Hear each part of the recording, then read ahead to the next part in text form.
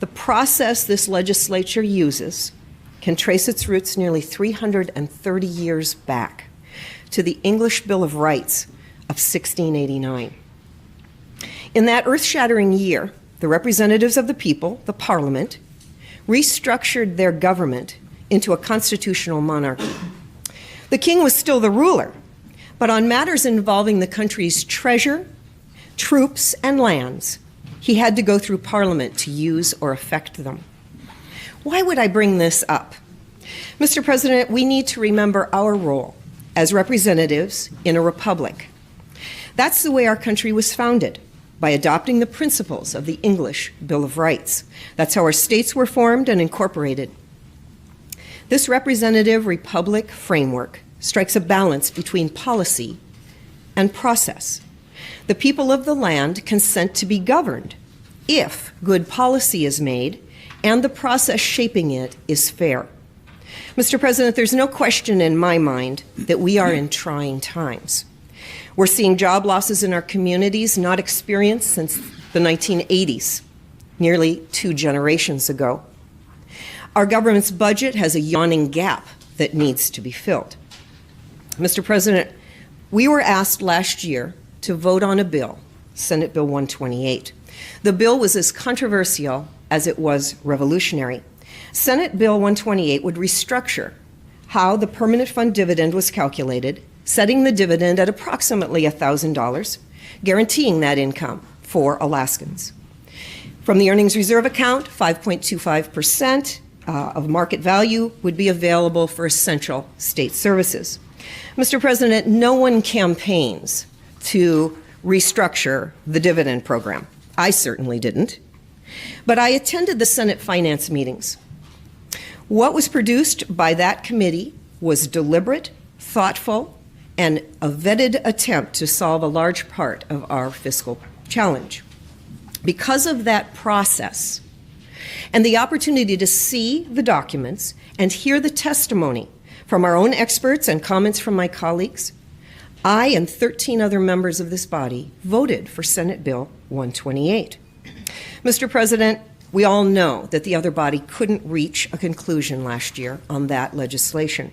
Thus, the legislature, the lawmaking and appropriating body on behalf of Alaska's people, did not agree to reduce the 2016 permanent fund dividend to $1,000. It's a frustrating and nerve-wracking process, certainly, but it is the process laid out in our Constitution.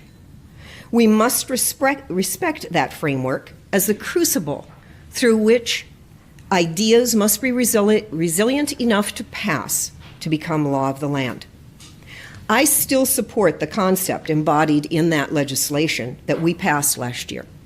The permanent fund earnings was intended to meet the state's needs on rainy days.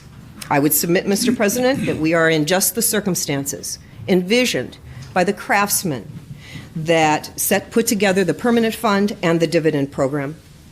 Mr. President, if last year was a rainy season, this year is a flood season, which brings to mind all too well another flood that you and I both experienced when the Chena River breached its banks in August of 1967. My family had to act. We had to abandon our home and seek refuge, along with the rest of the city, on higher ground. Now there is a flood control project in place which prevents those events from occurring again in Fairbanks.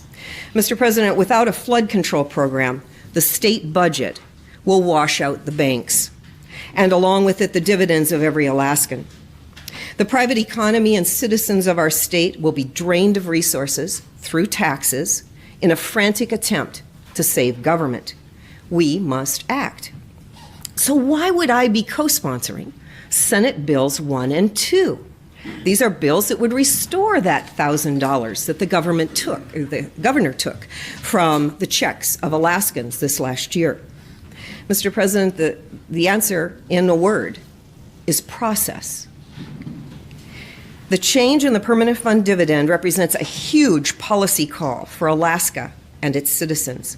That policy is the purview of this body and the chamber down the hall.